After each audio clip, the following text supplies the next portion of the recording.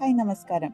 ഡിജിപോസ് സെന്നിൽ year എൻഡിന് ശേഷം യൂസറിനുണ്ടാകുന്ന normal doubts എങ്ങനെ clear ചെയ്യണം എന്നുള്ള ഒരു വീഡിയോ ട്യൂട്ടോറിയലാണിത്.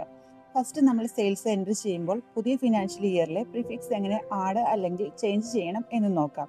അതിനായി ആദ്യം ഒരു സെയിൽ എൻട്രി ചെയ്യുക. ബില്ല് സേവ് ചെയ്യുന്ന ടൈമിൽ ഒരു പോപ്പപ്പ് ബോക്സ് അപ്പിയർ ആകും. അതിൽ പുതിയ പ്രിഫിക്സ് എൻറ്റർ ചെയ്യുക. പുതിയ പ്രിഫിക്സ് ഈ ടൈമിൽ ചേഞ്ച് ചെയ്യാനും പറ്റും. Starting invoice number already 1 load ആകും. പ്രിഫിക്സ് എൻറ്റർ ചെയ്യുകയോ ചേഞ്ച് ചെയ്യുകയോ ചെയ്ത ശേഷം ഓക്കെ ക്ലിക്ക് ചെയ്യാം. ഇങ്ങനെ സിമ്പിളായി പ്രിഫിക്സ് ചേഞ്ച് ചെയ്യാം. റിപ്പോർട്ട്സ് എല്ലാം നമുക്ക് മുൻപ് ആക്സസ് ചെയ്ത രീതിയിൽ തന്നെ ഓപ്പൺ ചെയ്യാം. ലെഡ്ജർ റിപ്പോർട്ട് ഓപ്പൺ ചെയ്യുമ്പോൾ കറന്റ് ഫിനാൻഷ്യൽ ഇയറിലെ ട്രാൻസാക്ഷൻ വ്യൂ ചെയ്യാനും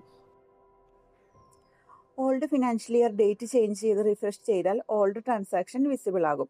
ലെഡ്ജർ റിപ്പോർട്ടിൽ നിന്നുകൊണ്ട് തന്നെ ഓപ്പൺ ചെയ്യാം.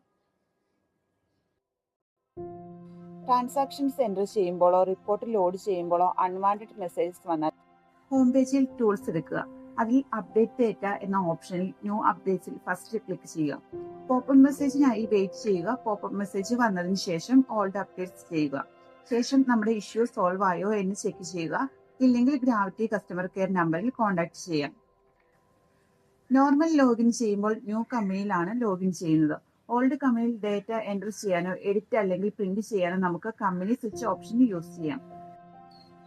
കമ്പനി സ്വിച്ച് പെർമിഷൻ ഉള്ള യൂസർ ആണെങ്കിൽ റൈറ്റ് സൈഡ് ടോപ്പ് കോർണറിൽ ഉള്ള പ്രൊഫൈലിൽ ക്ലിക്ക് ചെയ്യുകയോ അല്ലെങ്കിൽ ഷിഫ്റ്റ് പ്ലസ് F9 ക്ലിക്ക് ചെയ്യുകയോ ചെയ്താൽ കമ്പനി സ്വിച്ച് വിൻഡോ ഓപ്പൺ ആയി വരും. ആ വിൻഡോയിൽ നിന്ന് നമുക്ക് കമ്പനി ചൂസ് ചെയ്ത് യൂസ് ചെയ്യാൻ പറ്റും. അപ്പം എല്ലാവർക്കും നല്ലൊരു ഫിനാൻഷ്യൽ ഇയർ ആശംസിക്കുന്നു. Thank you.